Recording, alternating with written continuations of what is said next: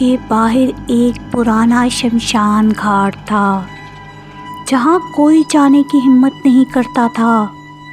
کہا جاتا تھا کہ وہاں کالیا مسان کا سایہ ہے، ایک بھٹکتی ہوئی روح جو انسانوں کو اپنی دنیا میں کھینچ لیتی ہے۔ روہت اور اس کے دوست ہمیشہ بھوت پریت کی کہانیوں کو مذاق سمجھتے تھے۔ ایک رات بہادری دکھانے کے لیے انہوں نے شمشان گھاٹ جانے کا فیصلہ کیا۔ گاؤں کے بزرگوں نے انہیں منع کیا مگر وہ نہ مانے۔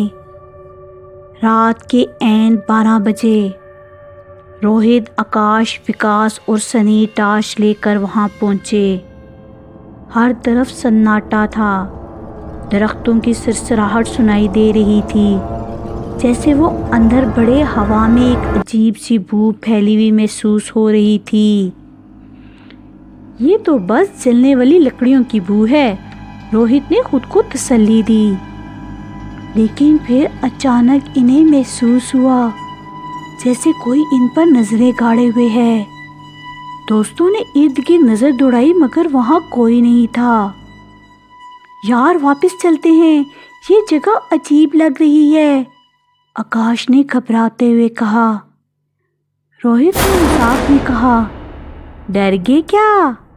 دیکھو میں ابھی کالیا مسان کو چیلنج کرتا ہوں، اس نے زور سے کہا۔ اوئے کالیا مسان، اگر تو ہے تو سامنے آ۔ اگلے ہی لمحے ہوا تھم گئی، درختوں کی سرسراہٹ رک گئی۔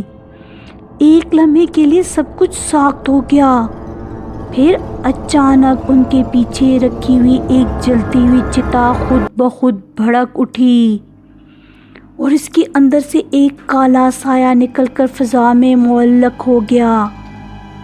وہ لمبا، دھندلا اور سرخ آنکھوں والا تھا۔ تم نے مجھے بلایا، میں آ گیا، ایک بھاری آواز گونجی۔ روہت کے دوستوں نے چیخ کر بھاگنے کی کوشش کی مگر ان کے پیر زمین میں جکڑ گئے۔ سایہ آہستہ آہستہ روہت کی طرف بڑھنے لگا۔ روہت کا جسم سن ہو گیا، سانسیں تیز ہونے لگی۔ تجھے کیا چاہیے؟ روہت نے ہکلاتے ہوئے کہا۔ سایہ ہنسنے لگا، اب تم میری دنیا میں آ چکے ہو، اب واپس جانے کا کوئی راستہ نہیں ہے۔ اچانک روہت کی آنکھوں کے سامنے اندھیرا چھا گیا۔ گاؤں والوں کو شمشان کے قریب روہت اور اس کے دوست بے ہوش پڑے ملے۔ جب انہیں ہوش آیا تو وہ بولنے کے قابل نہیں تھے۔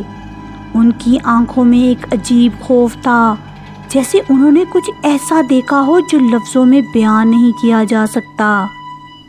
مگر روہت، وہ بدلا ہوا لگ رہا تھا۔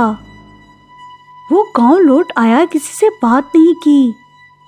کچھ دن بعد ایک دوست نے ہمت کر کے پوچھا، روہت، اس رات کو کیا ہوا تھا؟ روہت نے آہستہ سے نظریں اٹھائی اور دھیمی سرگوشی میں کہا، میں نہیں آیا، میں وہیں رہ گیا ہوں۔ اس کے بعد روہت ہمیشہ اکیلا رہنے لگا۔ راتوں کو کبھی کبھی لوگ اسے شمشان گھاٹ کی طرف جاتے دیکھتے، جیسے کوئی اسے بلا رہا ہو۔ آج بھی گاؤں والے کہتے ہیں کہ آدھی رات کے وقت شمشان کے پاس سے عجیب سی آوازیں آتی ہیں۔ روہت کا اس کے بعد کیا انجام ہوا، یہ جاننے کے لیے اس سٹوری کے پارٹ 2 کا انتظار کیجیے اور ہمارے چینل کو سبسکرائب کرنا اور ہماری ویڈیو کو لائک کرنا مت بھولیے گا۔